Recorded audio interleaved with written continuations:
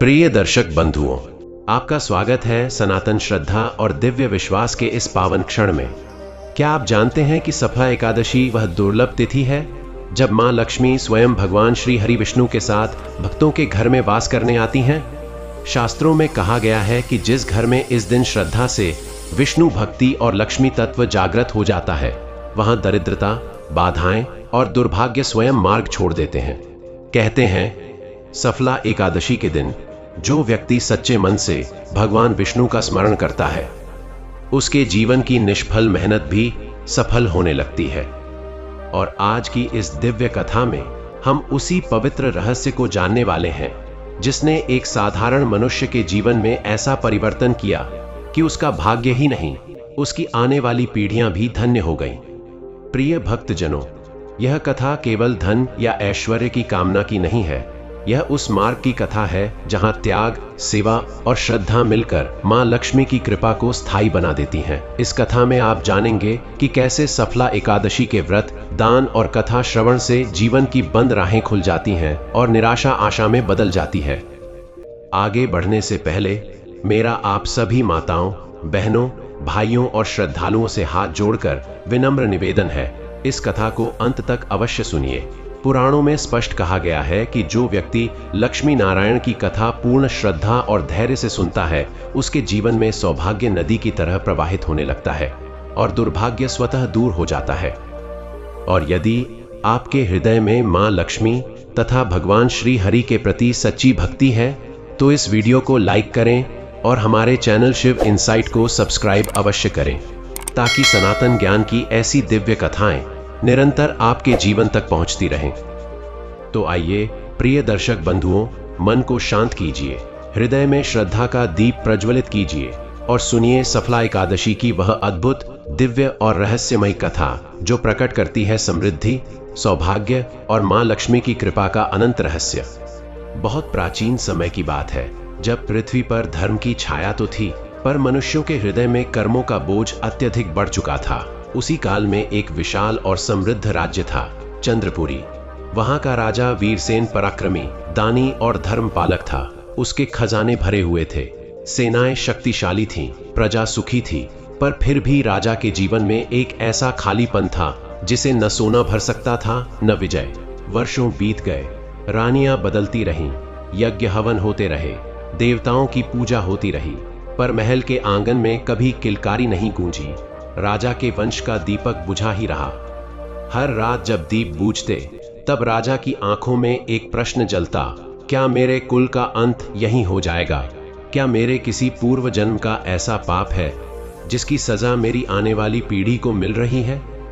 समय के साथ राजा का हृदय भीतर ही भीतर टूटने लगा। वह सभा में मुस्कुराता, पर एकांत में उसकी आत्मा रोती। एक दिन शरद पूर्णिमा की रात, जब चंद्रमा पूर्ण तेज से आकाश में विराजमान था, राजा अपने राजमहल की छत पर अकेला बैठा था। नीचे उत्सव चल रहा था, पर राजा का मन सूना था। उसी समय उसके कानों में जैसे किसी अदृश्य शक्ति की फुसफुसाहट पड़ी।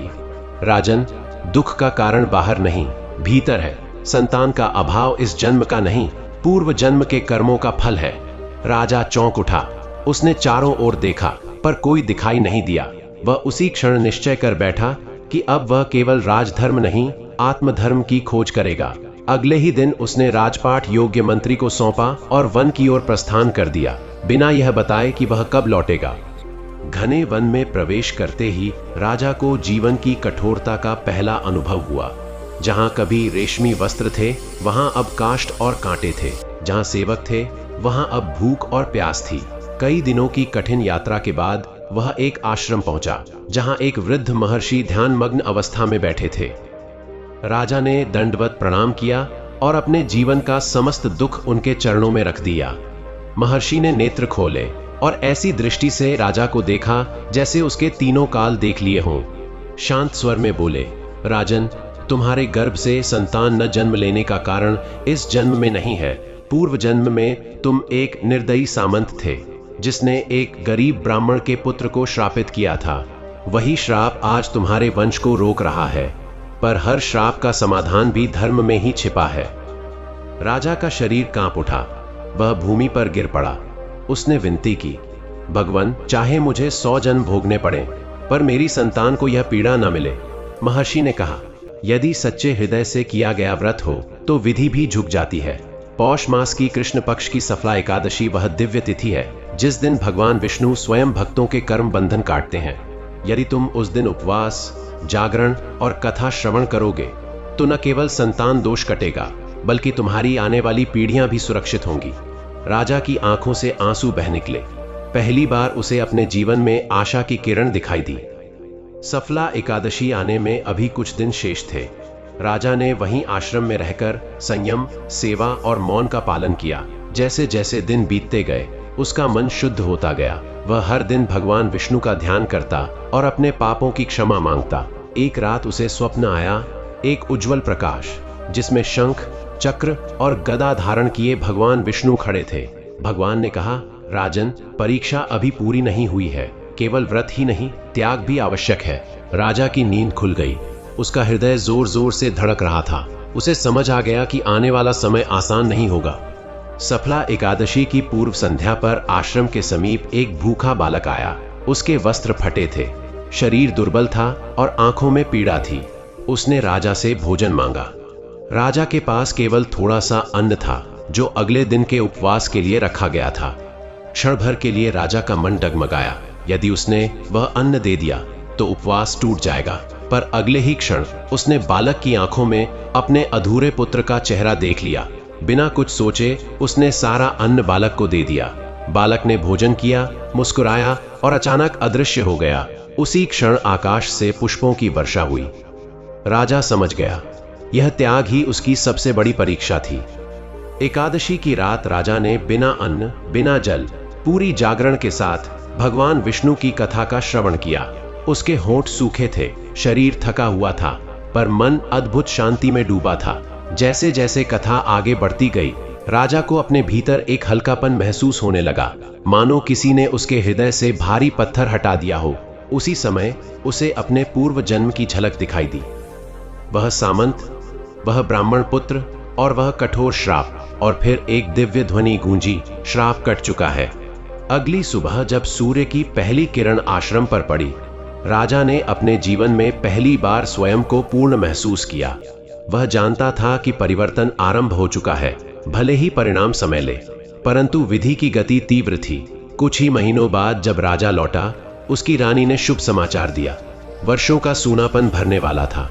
यह केवल एक राजा की कथा नहीं थी, यह उस विश्वास की कथा थी कि यदि सफला एकादशी के दिन श्रद्धा से यह कथा सुनी जाए तो संतान पर आने वाले समस्त संकट, दोष और पीड़ा धीरे धीरे स्वयं समाप्त होने लगते हैं।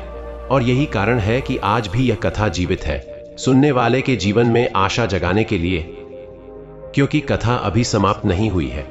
राजा के लौटने के बाद राजमहल का वातावरण ही बदल गया था। वर्षों से जो सूना आंगन था, वहां अब आशा की कोमल आहट सुनाई देने लगी थी। रानी के मुख पर लज्जा और आनंद का अद्भुत मिश्रण था और राजा हर क्षण भगवान विष्णु का स्मरण करता रहता। पूरे राज्य में उत्सव जैसा वातावरण था, पर राजा का हृदय अभी भी पूरी तरह निश्चिंत नहीं था। वह जानता था कि वरदान मिला है, पर जब तक संतान का जन्म नहीं हो जाता तब तक विधि की परीक्षा पूरी नहीं मानी जाती। हर रात्रि वह दीप जलाकर भगवान श्री हरि के समक्ष बैठता और यही प्रार्थना करता, हे प्रभु, यदि मुझ में अभी भी कोई दोष शेष है तो उसका भार मुझ पर डाल दीजिए। मेरी संतान निर्दोष रहे। उसके इस भाव में स्वार्थ नहीं था, केवल समर्पण था, और यही समर्पण आगे चलकर एक और चमत्कार का कारण बनने वाला था।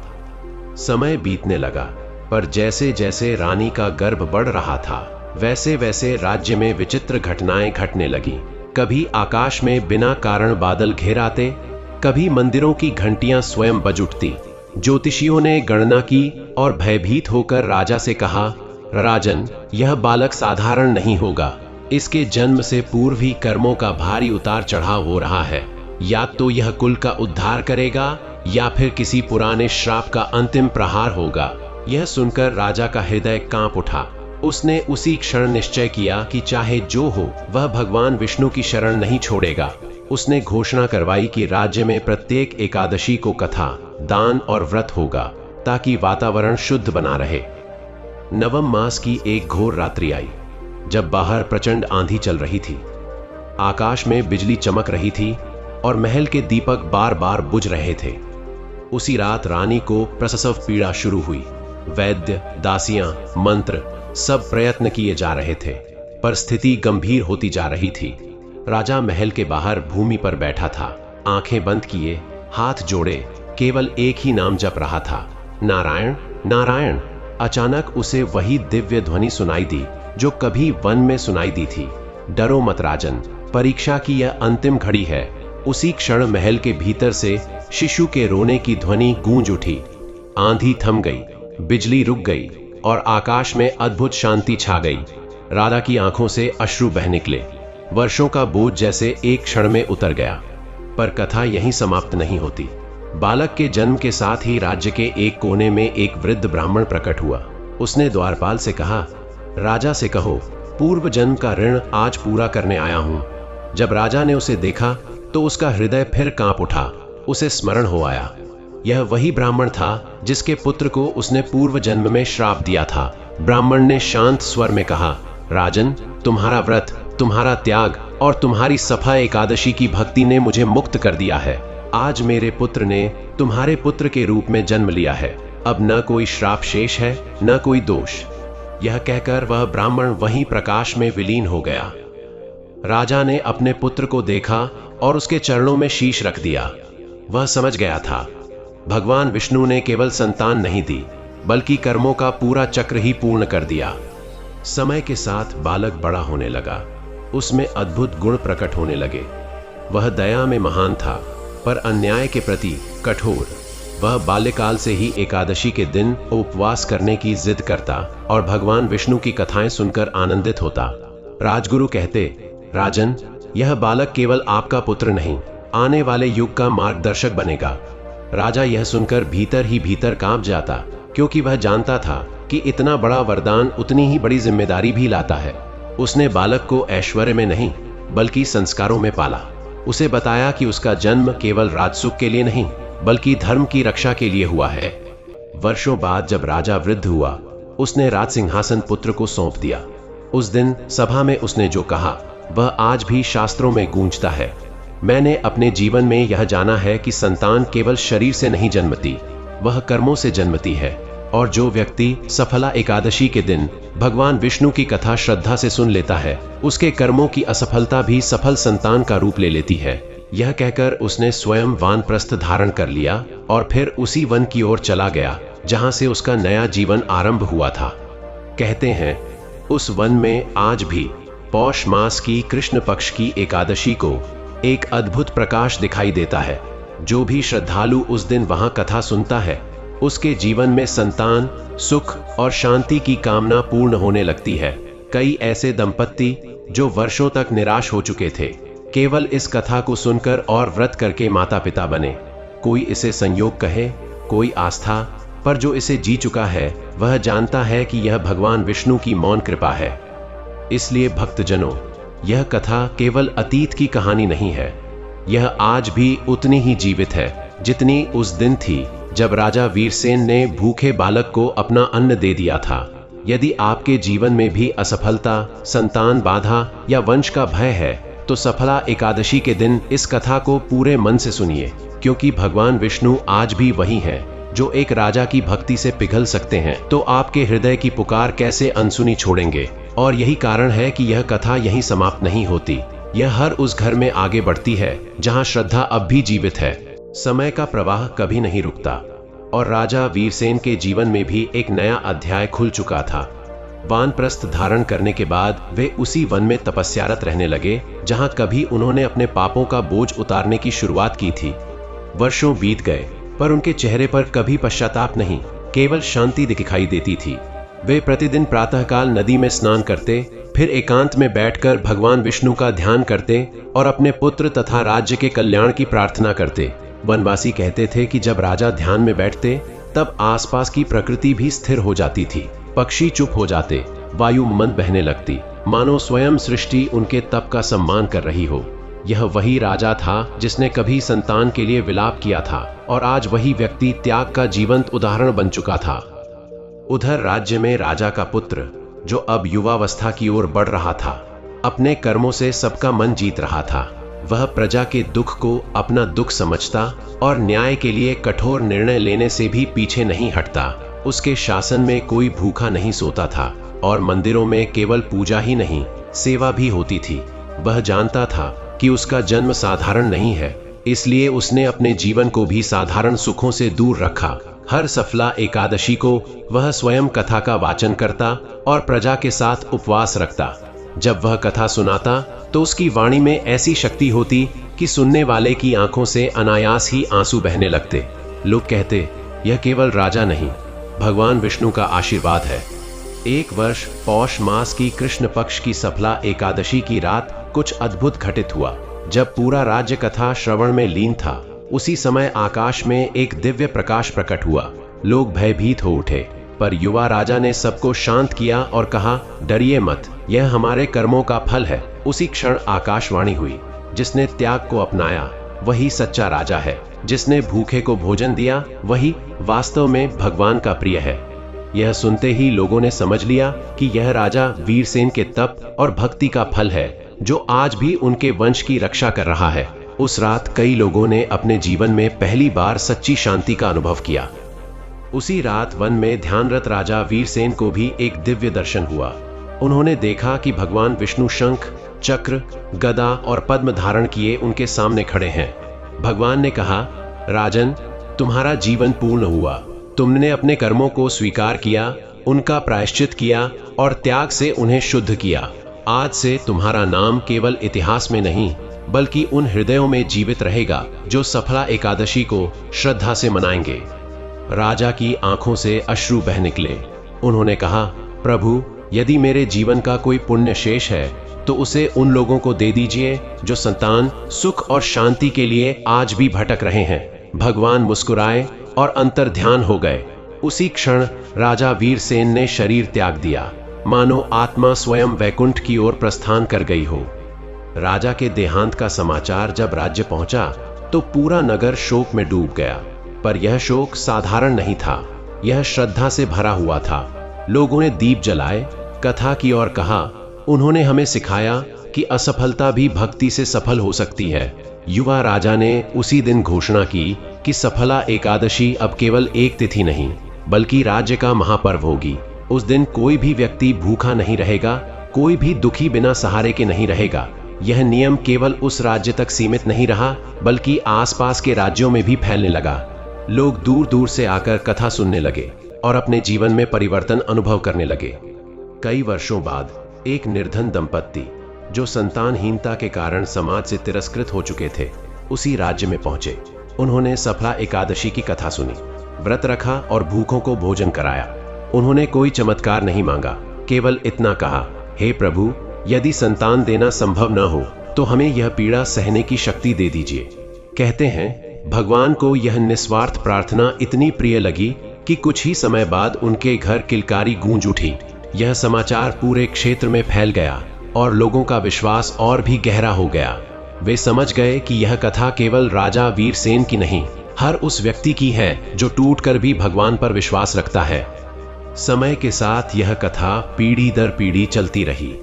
माता अपने बच्चों को सुलाने से पहले यह कथा सुनाने लगी और पिता अपने जीवन की कठिन घड़ी में इससे स्मरण करने लगे। लोगों ने देखा कि जो परिवार इस दिन कलह छोड़ देता है, उनके घर में शांति बनी रहती है। जो दंपत्ति इस दिन एक दूसरे के प्रति क्षमा भाव रखते हैं, उनके जीवन में मधुरता लौट आती है। यह सब किसी भय या अंधविश्वास से नहीं, बल्कि उस आंतरिक परिवर्तन से होता है जो त्याग और श्रद्धा से जन्म लेता है। सफला एकादशी लोगों के लिए केवल व्रत नहीं, आत्मशुद्धि का अवसर बन गई। और आज जब आप ये कथा सुन रहे हैं तो समझ लीजिए कि आप भी उसी श्रृंखला का हिस्सा बन चुके हैं। यह संयोग नहीं है कि आपके कानों तक यह कथा पहुंची है। शायद आपके जीवन में भी कोई अधूरी कामना है, कोई ऐसा दुख है जिसे आप शब्दों में व्यक्त नहीं कर पा रहे। इस क्षण केवल इतना कीजिए, मन ही मन भगवान विष्णु का स्मरण कीजिए और उस त्याग को याद कीजिए जो राजा वीरसेन ने किया था। क्योंकि जिस दिन मनुष्य अपने स्वार्थ से ऊपर उठ जाता है, उसी दिन उसकी असफलता भी सफला बन जाती है। और यही कारण है कि यह कथा कभी समाप्त नहीं होती, यह हर उस हृदय में जीवित रहती है जहां आज भी श्रद्धा सांस ले रही है। समय के साथ कथा केवल स्मृति नहीं रही, वह आचरण बन गई।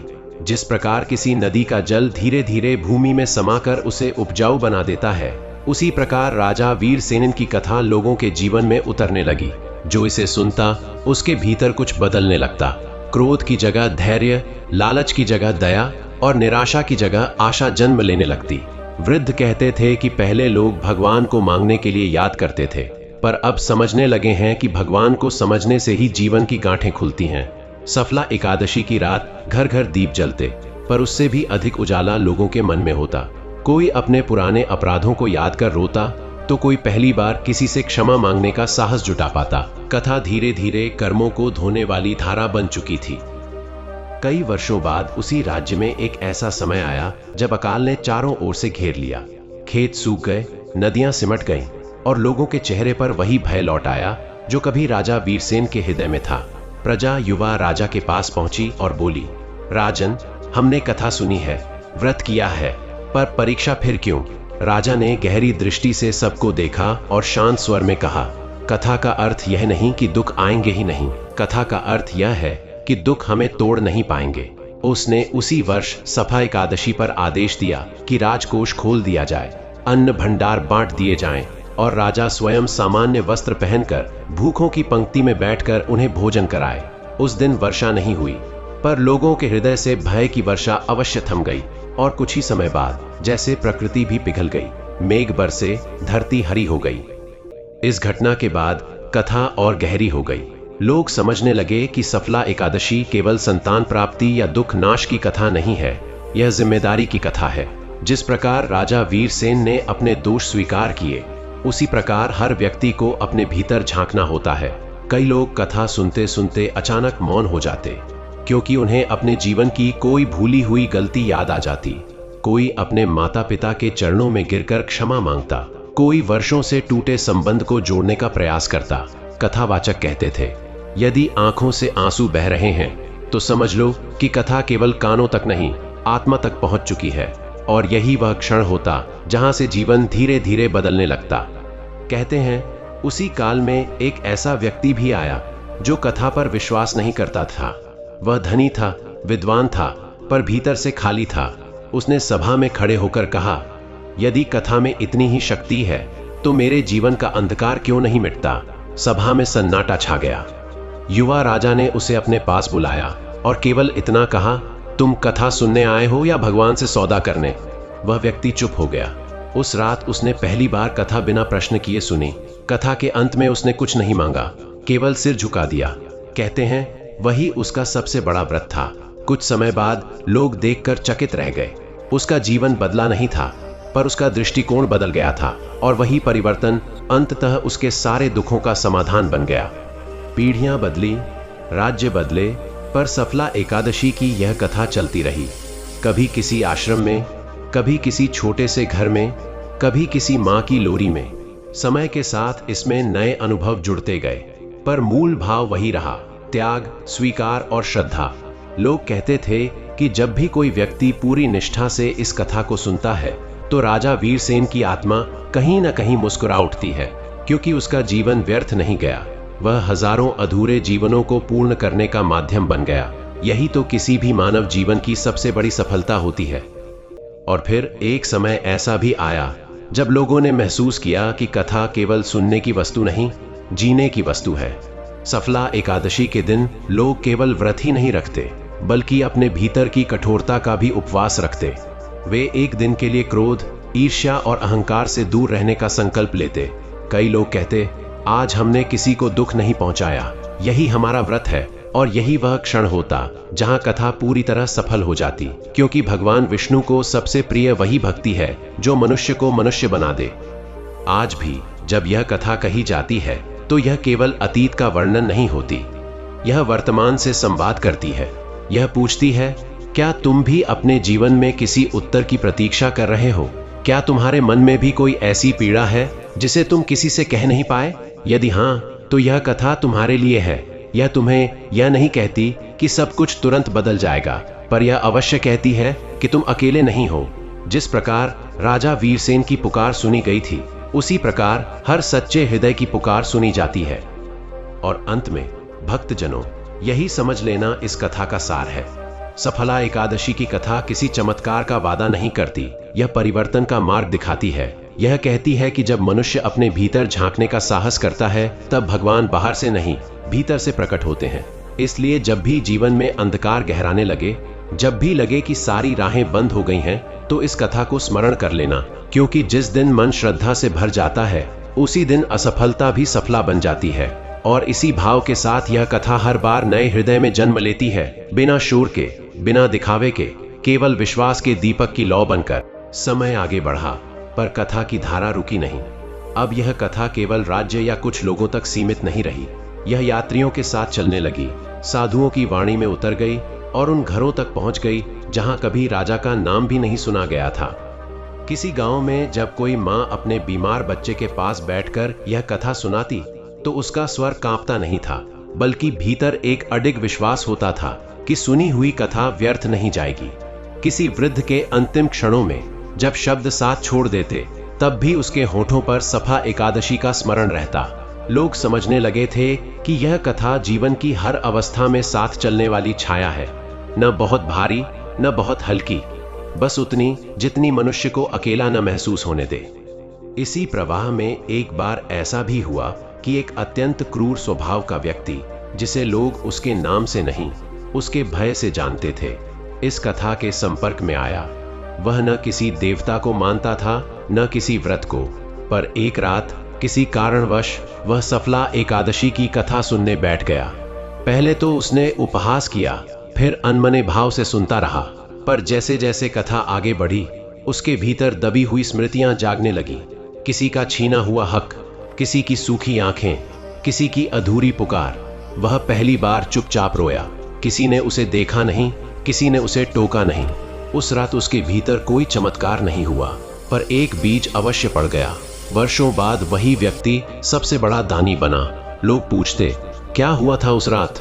वह केवल इतना कहता, मैंने पहली बार खुद को सुना था, और यह भी इस कथा की ही विजय थी। धीरे धीरे लोग यह भी समझने लगे कि सफला एकादशी की कथा केवल एक दिन की नहीं है, यह उस एक दिन से शुरू होकर पूरे वर्ष में फैल जाने वाली साधना है। जिस घर में इस दिन कथा श्रद्धा से सुनी जाती, वहां झगड़े अपने आप कम होने लगते। जहां पति पत्नी इस दिन एक साथ बैठते, वहां शब्दों के बीच की दूरी घटने लगती। जहां बच्चे माता पिता के साथ यह कथा सुनते, वहां संस्कार बिना डांट के उतरने लगते। किसी ने ठीक ही कहा था, यह कथा उपदेश नहीं देती, यह वातावरण रचती है, और वातावरण बदल जाए तो मनुष्य अपने आप बदलने लगता है।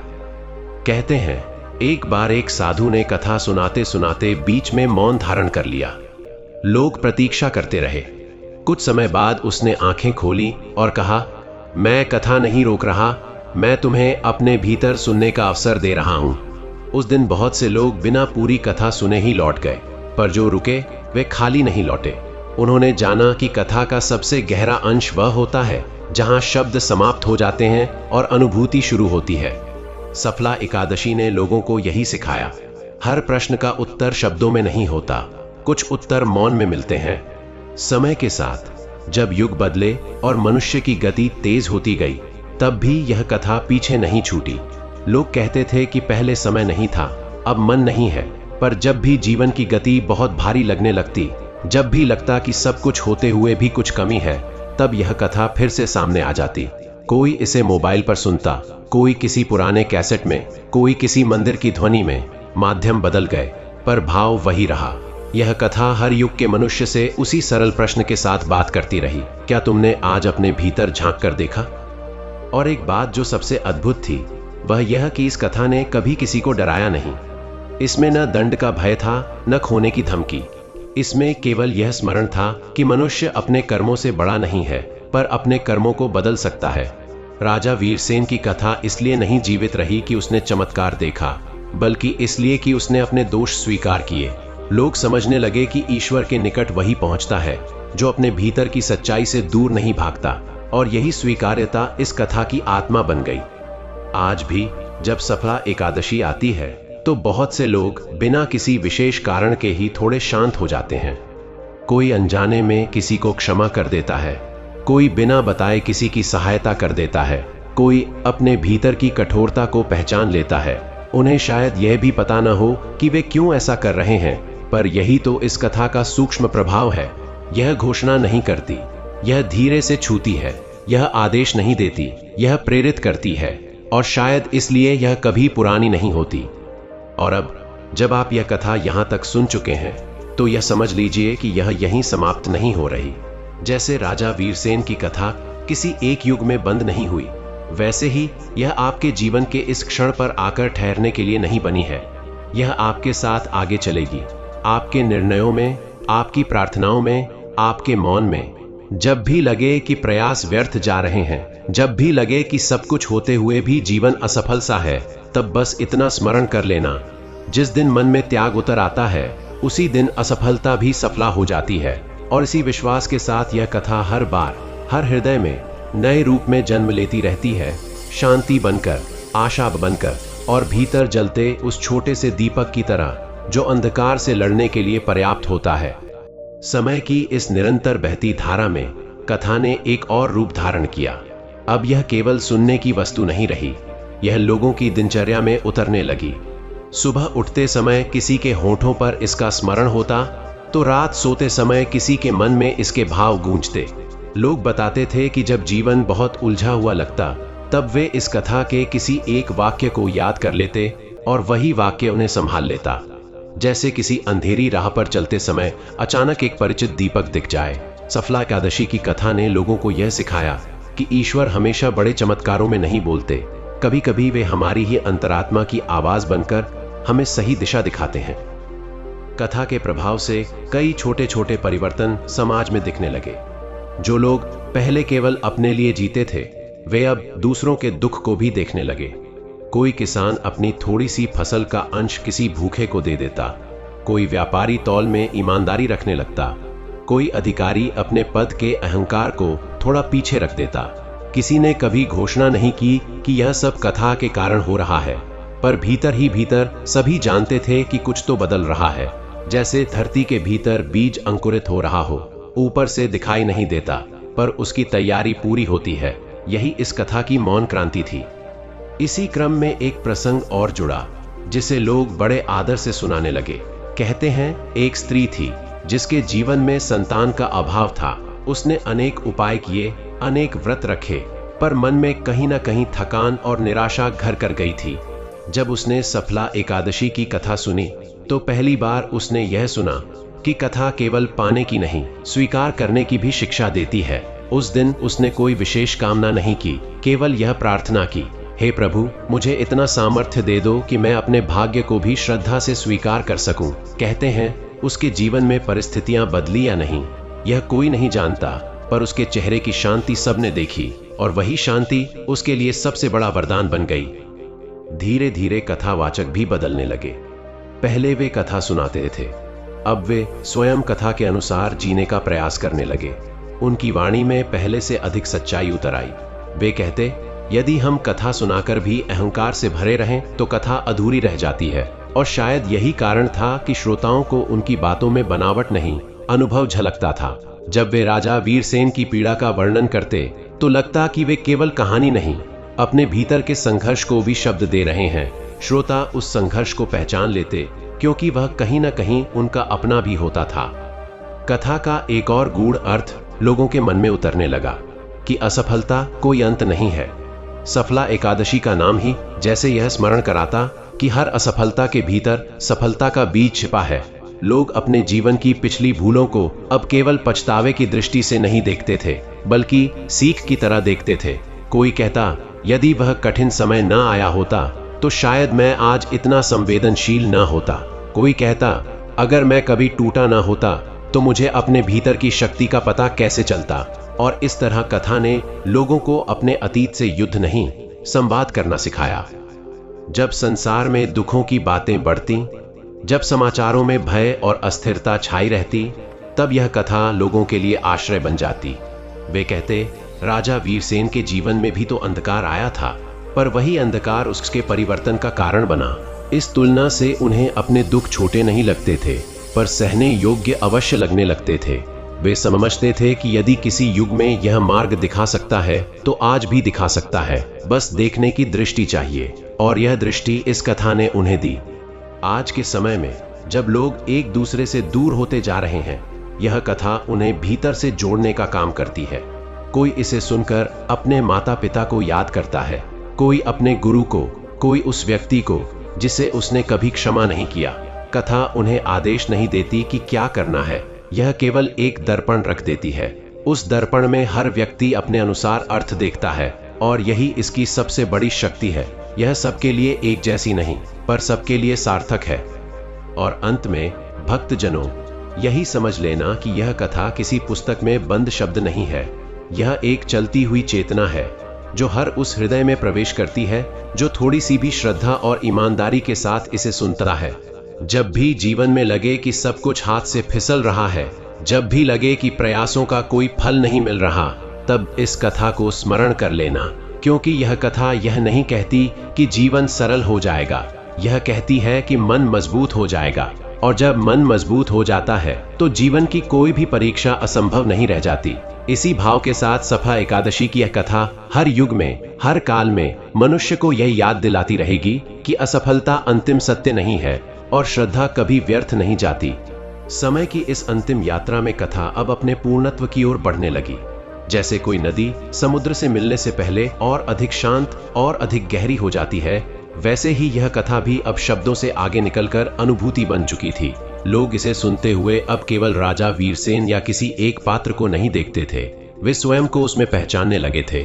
उन्हें लगने लगा था कि कथा उनके ही जीवन की किसी भूली हुई परछाई को आवाज दे रही है।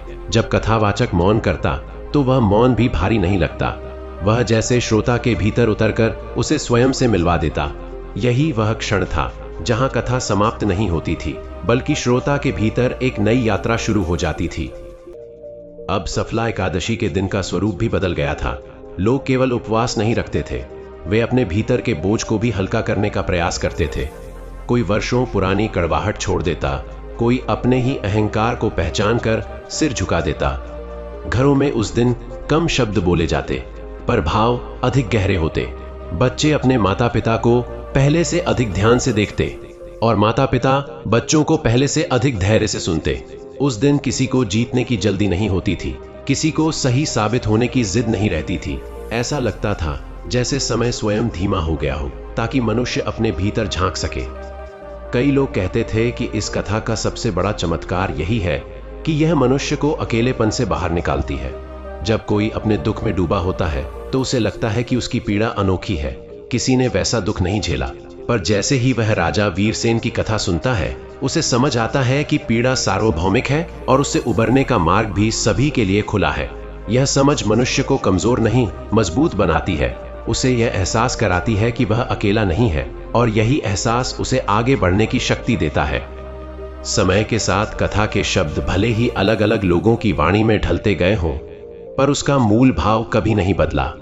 हर युग ने इसे अपने तरीके से जिया। किसी ने इसे सेवा में उतारा, किसी ने क्षमा में, किसी ने मौन में, किसी ने आंसुओं में, पर हर रूप में इसका सार एक ही रहा, स्वीकार। अपने दोषों का स्वीकार, अपनी सीमाओं का स्वीकार और इस सत्य का स्वीकार कि मनुष्य पूर्ण नहीं है पर पूर्णता की ओर चल सकता है। यही स्वीकार उसे ईश्वर के निकट ले जाता है, क्योंकि ईश्वर को दिखावे की नहीं, सच्चाई की आवश्यकता होती है। जब कभी लोगों ने पूछा कि इस कथा का अंत कहाँ है, तो विद्वानों ने मुस्कुराकर कहा, जहां से जीवन का आरंभ होता है वहीं से कथा का अंत भी होता है। क्योंकि यह कथा किसी अंतिम दृश्य पर समाप्त नहीं होती, यह उस क्षण पर ठहरती है जब श्रोता अपने भीतर एक हल्कापन महसूस करता है। वह क्षण जब मनुष्य समझ लेता है कि उसे सब कुछ नियंत्रित नहीं करना है, बस सही दिशा में प्रयास करना है, और वही समझ उसके जीवन को धीरे धीरे संतुलित करने लगती है। आज के समय में जब मनुष्य बहुत कुछ पा लेने के बाद भी खाली महसूस करता है, यह कथा उसे याद दिलाती है कि खालीपन बाहर की कमी से नहीं, भीतर के शोर से पैदा होता है, और इस शोर को शांत करने के लिए किसी बड़े त्याग की नहीं, केवल थोड़ी सी सच्चाई की आवश्यकता होती है। सफला एकादशी की कथा उसी सच्चाई तक पहुंचने का मार्ग दिखाती है। यह कहती है, भागो मत, ठहरो, दोष मत ढूंढो, समझो, मांगो मत, स्वीकार करो। और जैसे ही मनुष्य यह सीख लेता है, उसके जीवन की दिशा अपने आप बदलने लगती है। और अब भक्तजनों, जब यह कथा अपने पूर्ण विराम की ओर आती है, तो इसे केवल कथा की समाप्ति न समझिए। इसे एक स्मरण मानिए कि हर असफलता के भीतर सफलता की संभावना छिपी है और हर अंधकार के भीतर एक दीप जलने की प्रतीक्षा कर रहा है। जब भी जीवन में लगे कि सब कुछ व्यर्थ हो गया है, तब इस कथा को नहीं, इसके भाव को याद कर लेना, क्योंकि शब्द भूल सकते हैं पर भाव कभी नहीं भूलते। और यही भाव मनुष्य को बार बार गिरने के बाद भी उठने का साहस देता है। इसी भाव के साथ, इसी शांति के साथ और इसी विश्वास के साथ यह कथा यहीं विश्राम लेती है, समाप्त नहीं होती। क्योंकि जैसे ही आप इसे अपने जीवन में उतारते हैं, यह फिर से जीवित हो उठती है, किसी के लिए क्षमा बनकर, किसी के लिए धैर्य बनकर, किसी के लिए आशा बनकर। और तब आप स्वयं इस कथा का हिस्सा बन जाते हैं। यही सफला एकादशी की सबसे बड़ी सिद्धि है कि यह कथा सुनने वाले को केवल श्रोता नहीं रहने देती, उसे एक बेहतर मनुष्य बनने की ओर धीरे धीरे ले जाती है। तो प्रिय दर्शक बंधुओं, आपने सुनी यह अत्यंत पावन और फलदायी सफला एकादशी की दिव्य कथा, जो हमें यह स्मरण कराती है कि जब मनुष्य श्रद्धा, त्याग और विश्वास के साथ भगवान श्री हरि विष्णु की शरण में जाता है, तो असफलता भी सफलता में परिवर्तित हो जाती है। जो व्यक्ति सफला एकादशी के दिन व्रत, कथा, श्रवण और दान का पालन करता है और अपने जीवन से अहंकार, क्रोध और अधैर्य जैसी भूलों से बचता है, उसके जीवन में सुख, समृद्धि, संतान, सौभाग्य और मानसिक शांति का मार्ग स्वयं खुलने लगता है। इसलिए हे भक्तजनों, इस पवित्र एकादशी के दिन सदाचार, संयम, सेवा और भक्ति को अपने जीवन में अपनाइए और हर कर्म भगवान श्री हरि विष्णु को समर्पित करते हुए नारायण नाम का स्मरण अवश्य कीजिए। यदि आपको यह कथा प्रिय लगी हो तो इसे लाइक करें, अपने मित्रों और परिवारजनों के साथ अवश्य साझा करें, ताकि अधिक से अधिक लोग सफला एकादशी के इस दिव्य महत्व को जान सकें और भगवान विष्णु की कृपा के भागी बन सकें। और यदि आप भी चाहते हैं कि आपके जीवन में श्री हरि की कृपा सदैव बनी रहे, तो हमारे चैनल शिव इनसाइट को सब्सक्राइब करना न भूलें, क्योंकि यहां आपको मिलती है सनातन धर्म की दुर्लभ, पौराणिक और जीवन को दिशा देने वाली कथाएं।